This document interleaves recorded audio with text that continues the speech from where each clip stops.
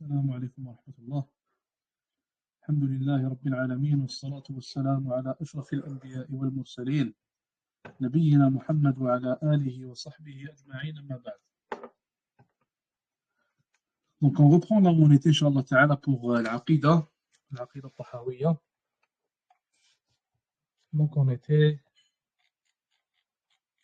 rendu à la page 38. On était à la page 38 normalement.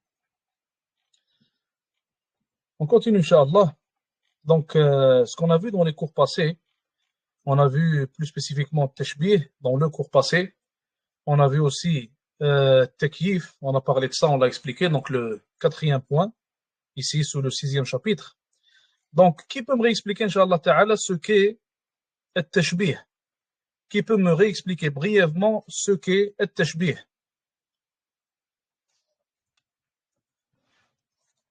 Réexpliquez-moi brièvement, Inch'Allah Ta'ala, ce qu'on a dit à propos de Tashbih. Qu'est-ce que ça veut dire Tashbih? Quel est le jugement de Tashbih? Toutes ces choses-là, Inch'Allah.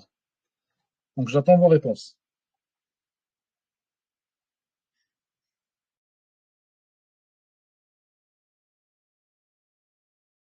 D'ailleurs, comme vous le savez, Inch'Allah, on essaye, à chaque début de cours, de vous tester, Inch'Allah, à propos des cours qui sont passés. Et j'espère bien avoir les bonnes réponses. Donc, qu'est-ce qu'on a dit à propos de Tashbih? Qu'est-ce que ça veut dire Tashbih? Ceux qui ne s'en rappellent pas, écrivez-moi, je ne m'en rappelle pas. Ou alors, je ne sais pas, comme vous le voulez. Mais écrivez quelque chose, comme ça je comprends au moins qu'il y en a qui ne s'en rappellent pas. Alors, Tashbih, qu'est-ce que c'est?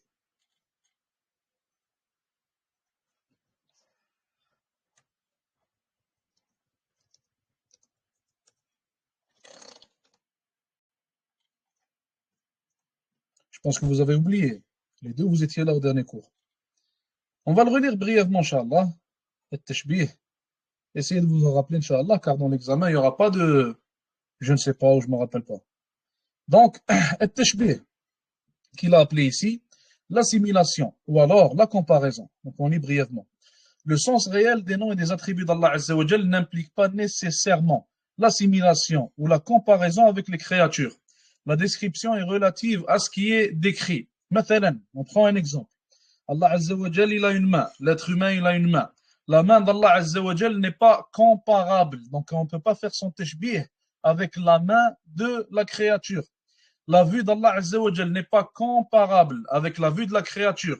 La manière dont Allah Azza wa Jal entend n'est pas comparable avec la manière dont la créature et les créatures d'une manière générale entendent. Allah Azza wa Jal entend tout, tandis que les créatures ont des lacunes dans la manière dont ils entendent.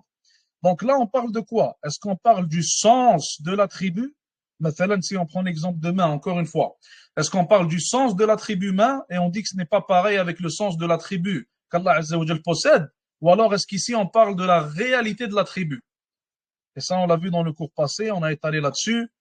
Est-ce qu'on parle là du sens de l'attribut ou alors est-ce qu'on parle là de la réalité de l'attribut, de son essence?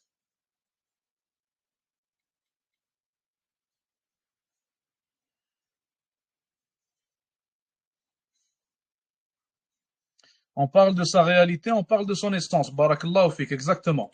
Donc là, on n'est pas en train de parler du sens. On a dit que le sens de l'attribut, il est partagé entre les attributs d'Allah Azza wa Jal et ceux des créatures, parfois. Comme mathalan l'attribut de la vue. Allah Azza wa Jal voit et nous voyons. Donc on a le même sens de l'attribut qu'on partage tous les deux. La réalité de la vue, dans ce cas-là, n'est pas partagée. La vue d'Allah Azza wa Jal, encore une fois, le même exemple qu'on réutilise et qu'on répète, Allah Azza wa Jal voit tout. Donc la réalité de sa vue, elle n'est pas comparable à la nôtre, car nous, on ne voit pas tout simplement. Donc ça, c'est seulement un exemple, et ceux qui veulent rentrer dans les détails, encore une fois, réapprofondir, je vous invite à revoir les cours passés. Donc ça, c'était pour ce qui est de Tashbih. Pour ce qui est de Takyif, on a dit ici, les sunnites, il dit ici, le sunnah ou le jama'a, ne s'interrogent pas sur l'essence ou alors le kayfiyya des attributs d'Allah Azza wa Jal. Qu'est-ce qui est voulu par là? Rappelez-vous de l'exemple de l'imam Malik. Qu'est-ce qui est voulu par là? Qu'est-ce qu'on veut dire par on ne cherche pas à comprendre le kayfiyya, on ne cherche pas à comprendre l'essence des attributs d'Allah? Rappelez-le moi.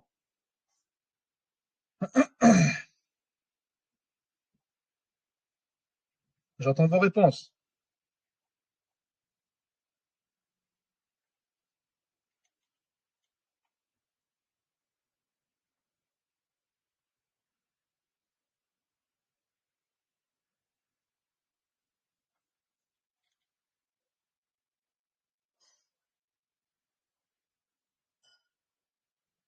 On ne cherche pas à comprendre ou à imaginer les attributs d'Allah.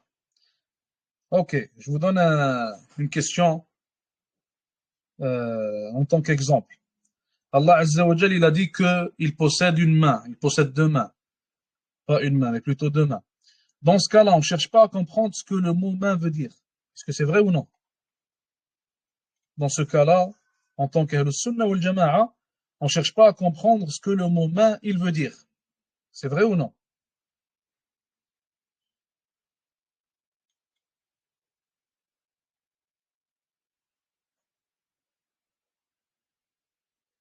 Rapidement, comme ça on passe à autre chose. Non, pourquoi non? Alors qu'est-ce qu'on ne cherche pas à comprendre? On ne cherche pas à comprendre le comment, qu'on appelle aussi l'essence, qu'on appelle aussi la réalité. Et ça, on l'a vu, Inch'Allah Ta'ala. Donc, on passe à autre chose. Donc, il nous dit ici, page 38, là, il va passer à un autre sujet similaire à ce qu'on a vu. Donc, il cite le verset où Allah Azza wa Jal dit, ou plutôt, non, il ne cite pas le verset, mais c'est proche du verset. Donc, il dit, Wala shay'a mithlah. Et il n'y a rien qui lui soit semblable. Semblable à quoi? Semblable à Allah subhanahu wa ta'ala. Ibn Abil Izz, rahimahullah, donc celui qui explique le Tahawiyya ici, il dit, les sunnites, Ahlus Sunnah wal Jama'a, sont unanimes sur le fait que rien n'est semblable à Allah lui-même, subhanahu wa ta'ala, ainsi qu'à ses attributs et ses actes. Le Coran, ainsi que la raison pure, al-aql al-sarih, nie catégoriquement toute description des créatures par les spécificités du Seigneur ou la comparaison des particularités des créatures avec les attributs d'Allah Azza wa Jal. Donc dans le Coran, Allah Azza wa Jal nous cite clairement que rien ne lui est semblable. Allah subhanahu wa ta'ala, il dit dans le verset, donc celui que je vous surligne ici, Allah Azza wa Jal dit Laysa kamithlihi shay. Il n'y a rien qui lui soit semblable. Et Ibn Abil Izz al-Hanafi, il explique ici que ceci est une réfutation des propos des anthropomorphistes. Donc, qui sont les anthropomorphistes? On a dit que ce sont ceux qui disent qu'Allah Azza wa Jal est semblable à ses créatures, ou alors qui donnent une description à Allah subhanahu wa ta'ala semblable à celle de ses créatures, tout simplement. Donc, Allah Azza wa Jal vient réfuter cette idéologie qui, en réalité, est égarée et déviante. Et il nous dit que rien ne lui est semblable. Allah subhanahu wa ta'ala, il n'y a rien de tel que lui. Il n'y a rien qui lui ressemble. Il n'y a rien qui est proche de lui ressembler même. Subhanahu wa ta'ala. Et par après, dans la deuxième partie, Allah Azza wa Jal dit, donc dans le même verset, la suite du verset, et il est celui qui voit et qui entend.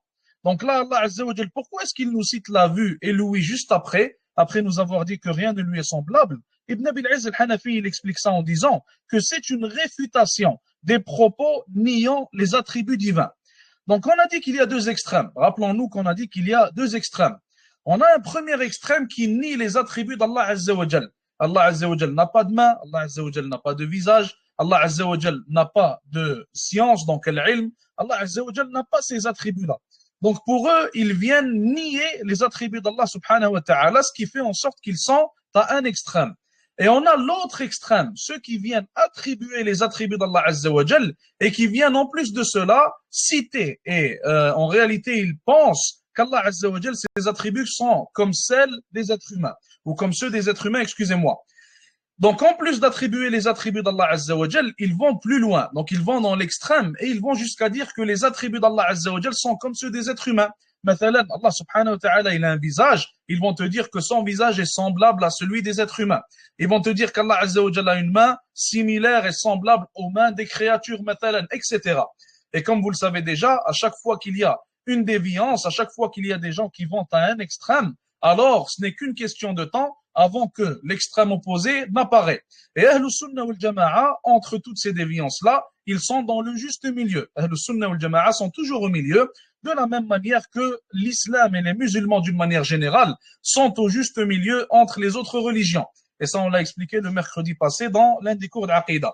Bref, donc où est le juste milieu ici? nous, en tant qu'Ahlus Sunnah wal Jama'a, on ne nie pas les attributs d'Allah Azza wa Jal comme le font les premiers extrémistes. On attribue les attributs d'Allah subhanahu wa ta'ala qu'il s'est attribué lui-même dans le Coran et dans la Sunna. Donc ça, c'est la première des choses que nous faisons. Et la deuxième chose qu'on fait, qui nous évite d'être dans l'autre extrême et de rester au juste milieu, c'est qu'on ne prétend pas que les attributs d'Allah Azza wa Jal ressemblent ou sont similaires ou alors sont semblables ou même comparables à ceux des créatures, quelle que soit la créature, tout simplement. Donc, Ahlus Sunnah wal Jama'a sont au juste milieu, يثبتون الصفات لله عز وجل. Donc on attribue les attributs d'Allah Azza wa Jal tout en disant et en rejetant l'idéologie qui cite que les attributs d'Allah sont similaires à ceux des êtres humains, tout simplement. Donc ça, je pense qu'on a compris. Maintenant, il va nous citer des arguments coraniques et des arguments rationnels. Donc dans le Coran, Allah Azza wa Jal a cité ce verset-là, لَيْسَ كَمِثْلِهِ شَيْءٌ وَهُوَ السَّمِيعُ الْبَصِيرُ. Et ça, on l'a déjà, ou plutôt وَهُوَ السَّمِيعُ الْبَصِيرُ, والله أعلم si je me rappelle bien. Donc ça, on l'a déjà cité. Et par après, il nous cite des arguments rationnels. Par après, il nous cite des arguments rationnels. Si un athée vient te voir et qu'il veut te débattre, مثلا, sur l'existence d'Allah Azza wa Jal, est-ce que tu vas commencer par lui citer des arguments coraniques ou alors des arguments rationnels? Qu'est-ce que vous en pensez?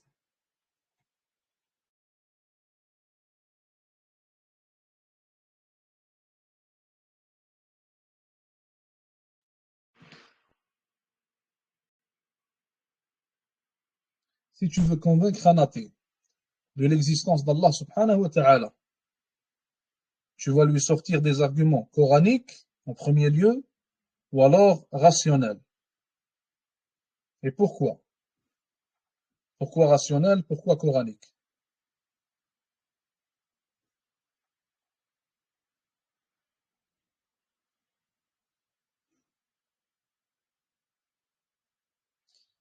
Premièrement, si tu parles à un athée, pour lui, le Coran n'est pas une autorité. Pour lui, les hadiths ne sont pas une autorité. Pour lui, le Coran, les hadiths, ça c'est ton autorité à toi. Et lui, il n'a aucune relation, il n'a aucune liaison avec le Coran, aucune liaison avec le hadith. Sauf que l'athée, ils aiment beaucoup les athées, ce qui est relié à la logique, ce qui est relié, مثلا, à la pensée, etc. Surtout certains d'entre eux, ils sont plus penchés vers ça que vers la science. Donc, l'athée, habituellement, ce que tu vas utiliser avec lui, ce sont des arguments rationnels. Et d'où est-ce qu'on tire ça? Allah subhanahu wa ta'ala lui-même dans le Coran, il a cité beaucoup d'attributs rationnels dans le Coran. Donc aux mécréants de Quraysh et aux autres mécréants aussi. Allah Azza wa Jal, mathalan, dans le verset qui est populaire, qui est connu, beaucoup de gens le répètent, Allah Azza wa Jal, il cite que s'il y avait plus d'une divinité dans les cieux et dans les terres, alors ils auraient eu des problèmes entre eux. Alors la vie n'aurait pas été possible. Donc Allah Azza wa Jal nous cite ici un exemple rationnel. Cet exemple vient nous prouver l'impossibilité de l'existence de plus d'une divinité et vient appuyer et établir en réalité le tawhid. Donc c'est un argument rationnel qu'Allah Azza wa Jalla a utilisé ici pour contrer et pour réfuter l'association ainsi que la mécréance. Donc l'être humain, ou le musulman je devrais dire plutôt, il doit prendre les exemples qu'on trouve dans le Coran et dans la Sunna et il doit les utiliser dans la da'wah. Allah Azza wa Jal nous a révélé le Coran pour tout besoin que nous avons. Et l'un des besoins qu'on a en tant que musulmans, c'est d'adopter une manière coranique à la lumière du Coran, une manière à la lumière de la Sunna, à la lumière de la voie prophétique de Nabi alayhi salatu wassalam, pour faire la da'wah et pour faire parvenir l'information. Et cette manière-là, elle est trouvable ici, alhamdulillah, dans le Coran et dans la Sunna. Et d'ailleurs, comme Allah Azza wa Jalla dit, ce Coran-là contient une réponse à tout questionnement. Donc, le musulman se doit de prendre soin de ces manières-là et se doit de faire la da'wah à la basira. Donc, il ne fait pas la da'wah n'importe comment, il ne fait pas la da'wah avec les émotions, il ne fait pas la da'wah en sautant à droite, à gauche, en citant, mathalan, comme le font certains qu'Allah Azza wa Jalla les guide, en bombardant la personne avec des preuves du Coran ou de la Sunna, alors que la personne qui est en face de toi, ce n'est aucunement une autorité pour elle, le Coran ou alors encore la Sunna. Donc il faut savoir comment faire la da'wah et il faut agir intelligemment, Inch'Allah Ta'ala. Donc on lui sort des arguments rationnels et non pas des arguments coraniques en premier lieu. Sauf si l'argument coranique, sauf si l'argument coranique vient nous citer un argument rationnel ou alors logique. On continue. Donc il dit les arguments rationnels. Il est connu du point de vue rationnel que le genre d'être existant est soit absolu, soit relatif. Soit il est éternel, ayant toujours existé, soit il est temporel, existant après n'avoir pas existé. Donc l'exemple ici de l'être éternel ayant toujours existé, certainement c'est Allah Azza wa Jal. Et l'exemple d'après d'un être temporel ayant existé après ne pas avoir existé, c'est l'exemple de toutes les créatures qu'Allah Azza wa Jal a créées. Soit il est une créature nécessitant un créateur, soit il n'est pas une créature ne nécessitant pas de créateur. Et dans ce cas-là, ça serait lui-même le créateur, tout simplement.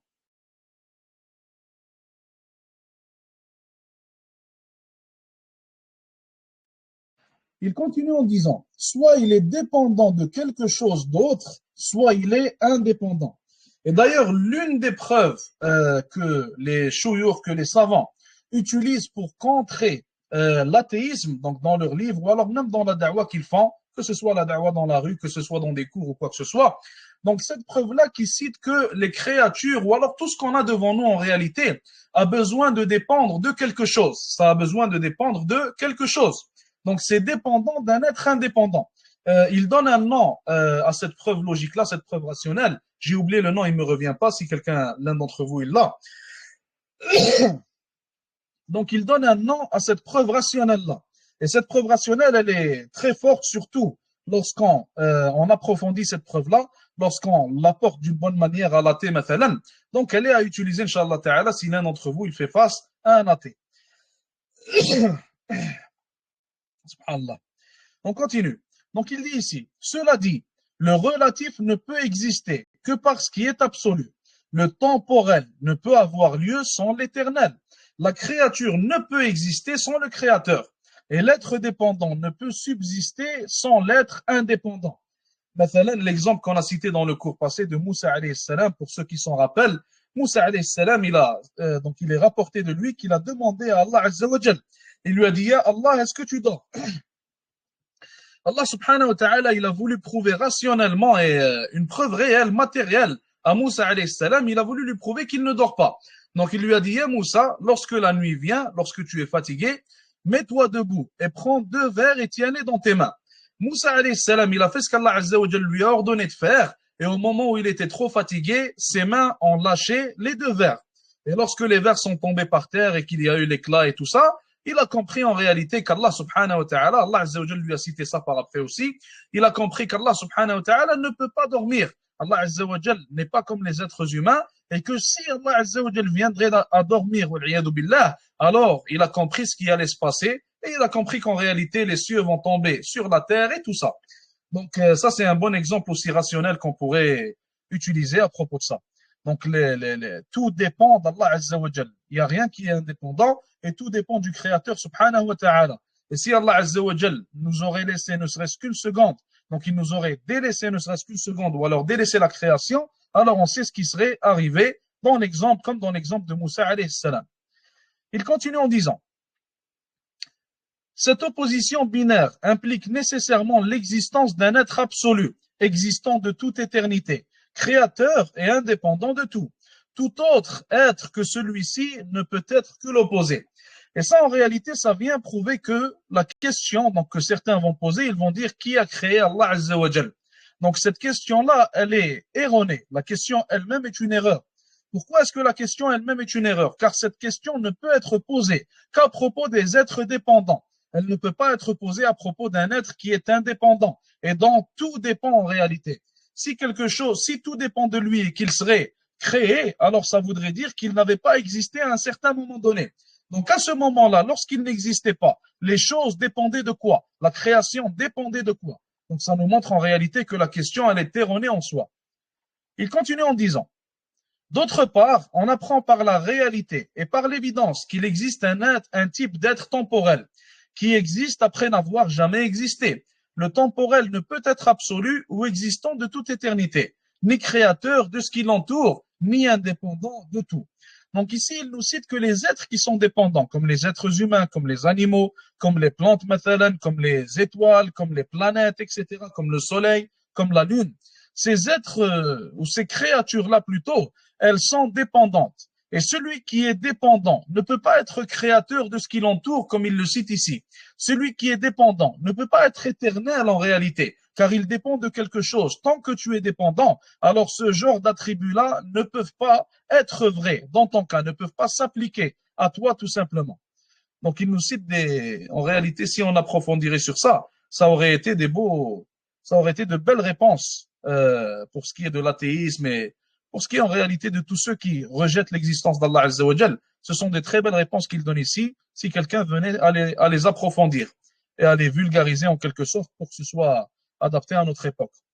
Il continue en disant, il s'avère qu'il existe nécessairement deux types d'êtres, l'un nécessaire et l'autre contingent. L'un éternel, l'autre temporel. L'un absolu et l'autre relatif. L'un créateur et l'autre créature. Un point sur lequel ils s'accordent tous les deux est que chacun d'eux est une chose qui existe réellement et absolument. Il n'est pas ignoré également que dans leur nature, ils ne peuvent être semblables ou identiques. S'il en était ainsi, ils seraient identiques dans le caractère nécessaire, le caractère possible ou impossible. Pour l'un d'eux, la prééternité est obligatoire et existe par lui-même. Pour l'autre, la prééternité n'est pas obligatoire et n'existe pas par lui-même. L'un est créateur, l'autre ne l'est pas. L'un est indépendant et l'autre dépendant. Je pense que vous avez compris, Inch'Allah Ta'ala, tous ces points-là. On passe. Il dit ici, s'ils se ressemblaient, il aurait fallu que chacun d'eux ait une antériorité, à la fois nécessaire et contingente, qu'il soit à la fois absolu et relatif, créateur et non créateur, indépendant et dépendant. La similitude impliquerait l'union des opposés. L'union des opposés. Quelle religion croit en l'union des opposés, en leur divinité? Quelle religion croit en l'union des opposés, en leur divinité?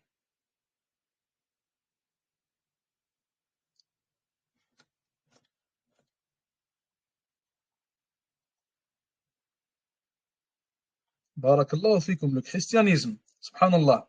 Et en plus, quand tu leur parles et tu essaies de les convaincre, ils te répondent avec pleine certitude que Jésus, Isa alayhi salam, était à 100% un homme et qu'il était à 100% divin aussi.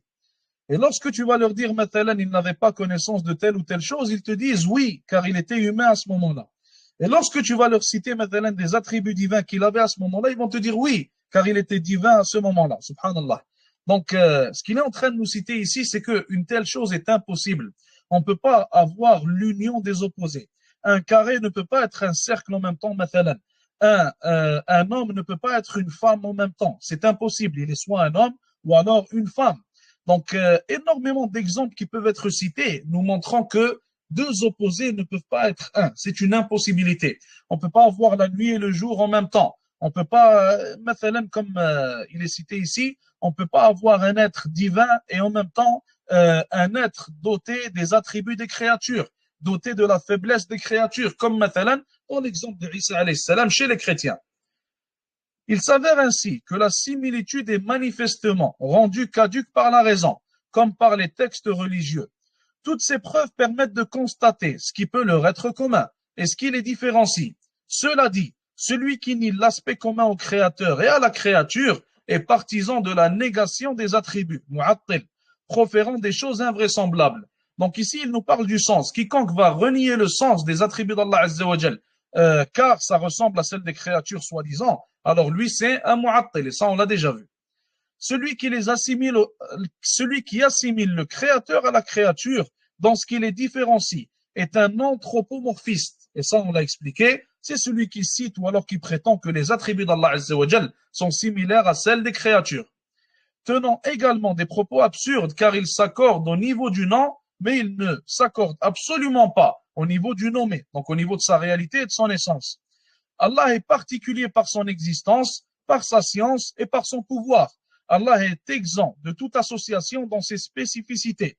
Si le créateur et la créature s'accordent sur l'existence, sur la science, sur le pouvoir, cette concordance a un caractère général, global, et se situe dans les esprits et non dans les entités.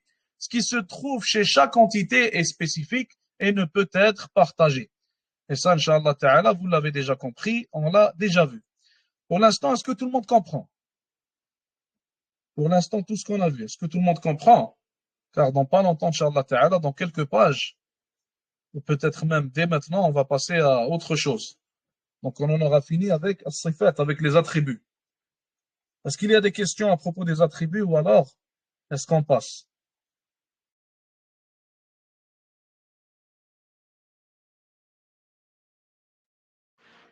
Pas de questions, on continue, Inch'Allah. Donc, il nous dit ici, page 40.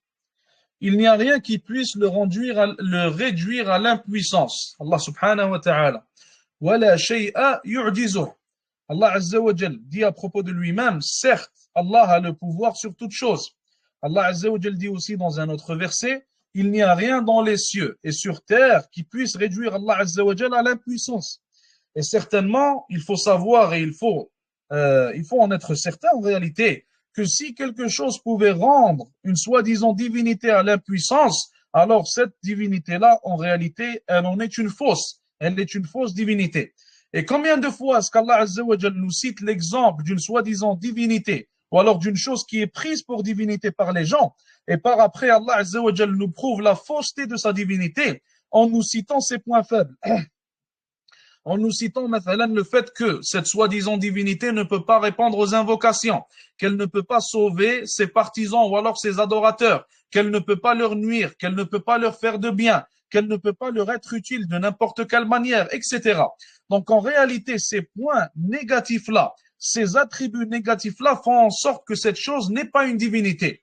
Et certainement, dans le cas d'Allah Azza wa Jal, il n'a aucunement d'attributs négatifs et il n'a aucunement de faiblesse. Et ça, c'est une preuve de la divinité d'Allah subhanahu wa ta'ala. Et c'est une preuve qu'il est la seule et réelle divinité qui mérite d'être adorée subhanahu wa ta'ala.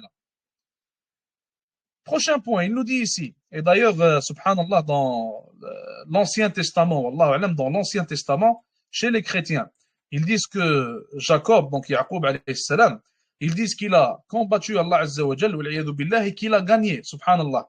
Dans un autre verset, ils disent que certains de leurs rabbins, donc les juifs, ils citent que certains de leurs rabbins, ils ont eu un débat avec Allah azza wa jal, ils ont gagné le débat, subhanallah.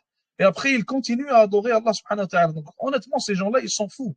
Je ne sais pas avec quelle raison ils pensent. Comment est-ce que tu peux adorer une soi-disant divinité si tu as gagné un débat contre elle? Comment tu peux adorer une soi-disant divinité si tu prétends qu'un être humain, bien sûr, toutes ces choses-là sont fausses, si tu prétends qu'un être humain, il a pu battre cette divinité-là? Ils prétendent aussi, comme vous le savez, qu'Allah Azza wa Jalla a dû se reposer après la création des cieux et de la terre. Donc ces gens-là, Allah al-Musta'an, je ne sais pas avec quelle raison ils pensent en réalité. Donc il dit ici, il n'y a d'autre Dieu que lui. Wala ilaha ghayruh. Al-ilah, on a expliqué le sens de l'ilah en arabe, la définition du mot ilah en arabe. Qui peut me le rappeler? Qu'est-ce qu'on veut dire par ilah en arabe? Qui peut me rappeler ça? Al-ilah, ou alors on peut dire al-ma'louh. Barakallahu fik. Al-ilah, ça veut dire al-ma'boud. Al-ilah, ça veut dire celui qui est pris pour divinité. Et ça ne veut pas dire seulement Dieu. La preuve de cela, lorsqu'on dit la ilaha illallah, comment est-ce qu'on traduit la shahada? On dit il n'y a nulle divinité qui mérite d'être adorée autre qu'Allah. On ne dit pas qu'il n'y a nul Dieu autre qu'Allah. On ne dit pas qu'il n'y a nulle divinité autre qu'Allah seulement. Donc la divinité ou alors ilah ici dans ce cas-là, c'est ce qui est pris pour adorer. C'est ce qui est adoré, tout simplement. Al-ma'boud. Donc un autre mot pour ça, al-ma'boud. On continue, il nous dit ici, c'est ce type d'unicité qui fut prêché par l'ensemble des messagers d'Allah, alayhimus salatu wassalam. Allah subhanahu wa ta'ala, il dit quoi dans le Coran? Il dit, votre Dieu est un seul Dieu. Il n'y a d'autre Dieu excepté le miséricordieux, l'infini miséricordieux. Et ici, comme vous le remarquez ici, il n'a pas étalé, il n'a sorti aucun détail en réalité, il a seulement cité le verset. Tout simplement car il a prouvé l'existence d'Allah Azza wa Jal de différentes manières dans les premières pages du livre. Donc on a fait le cours à propos de ça. Vous pouvez y revenir, Inch'Allah Ta'ala. Al-Ma'boud et al-Ma'lou, en réalité, c'est pas une grande différence. Donc dans les deux cas, ça signifie celui qui est pris pour divinité, celui qui est adoré. Donc si on traduirait ça d'une manière plus exacte, on dirait que al-Ma'boud, c'est celui qui est adoré et al-Ma'lou, c'est celui qui est pris pour divinité. Donc c'est très proche. Donc on a compris ça. Maintenant, il nous dit, page 41, il est l'ancien, al-Qadim, sans commencement, et le continuel, sans fin. Qadimun bil ibtida, da'imun bil intiha. Question pour vous. Al-Qadim. Le nom Al-Qadim, est-ce que ça fait partie des noms d'Allah Azza wa Jal? Al-Qadim. Est-ce que figure parmi les noms d'Allah subhanahu wa ta'ala le nom Al-Qadim?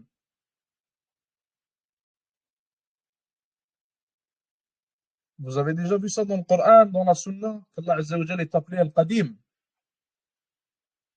La réponse est non. Ne figure pas parmi les noms d'Allah Azza wa Jal le nom Al-Qadim. Donc c'est pas parmi les noms d'Allah subhanahu wa ta'ala. Al-Qadim qui serait traduit en français comme étant l'ancien. Donc on va revoir comment il a traduit ici. L'ancien, oui. Donc l'ancien, Al-Qadim, ça serait l'ancien.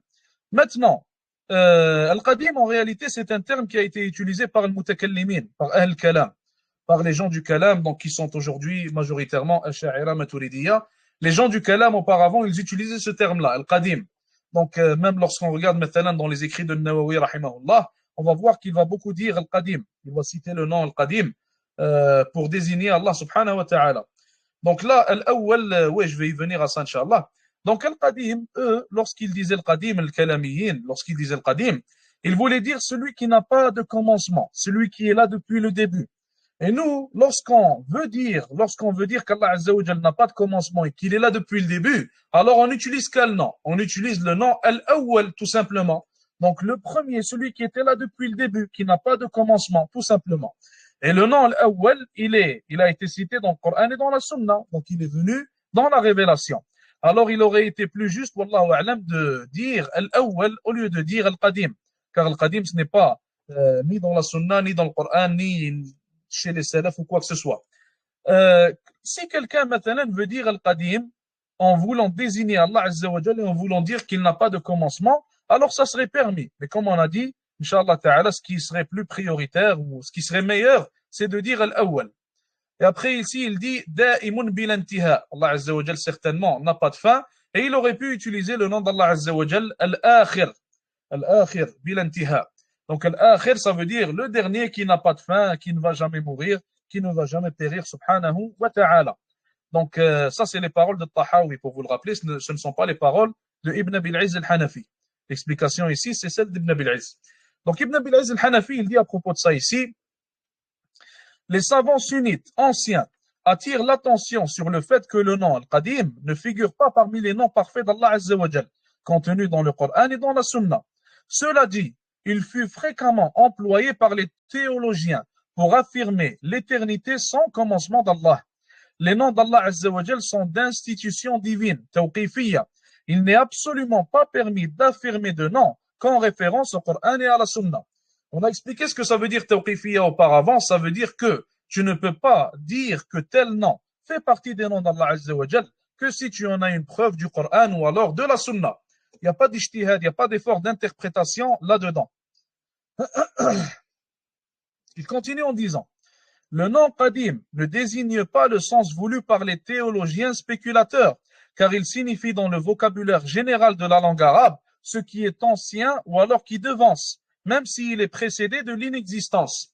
Allah Azza wa Jalla a mentionné plusieurs fois ce terme dans le Coran pour qualifier certaines choses temporelles. C'est l'exemple du verset suivant où Allah Azza wa Jalla dit jusqu'à ce qu'il devienne comme le régime de date ancien.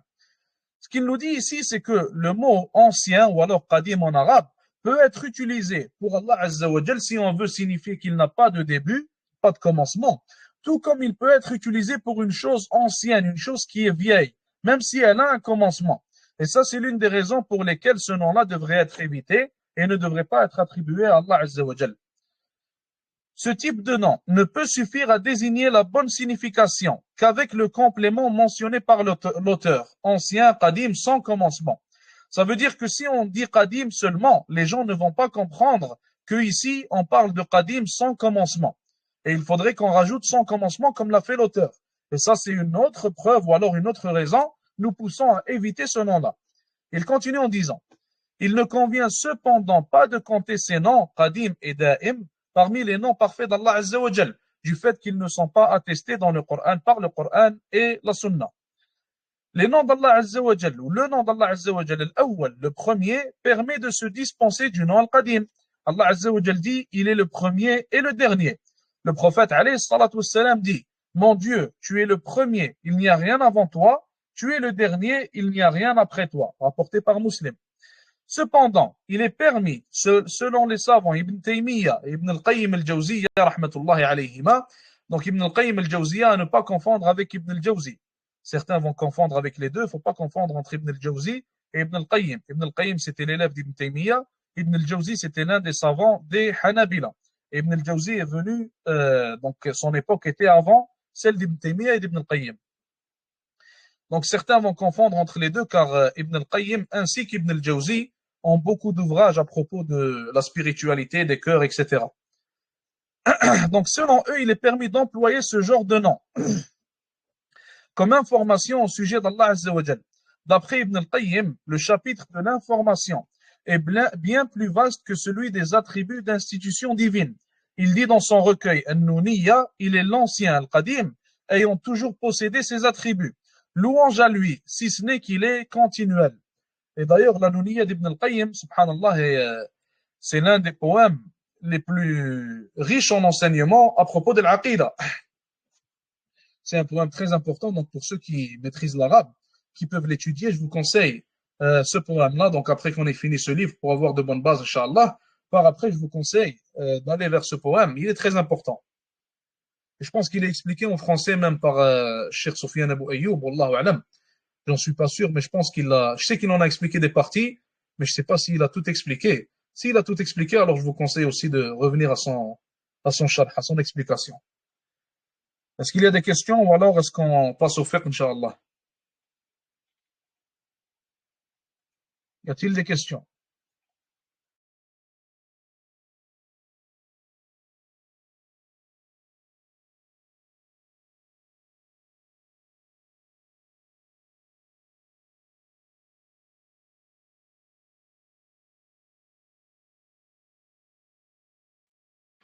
Pas de questions, on passe au fiqh, Inch'Allah ta'ala.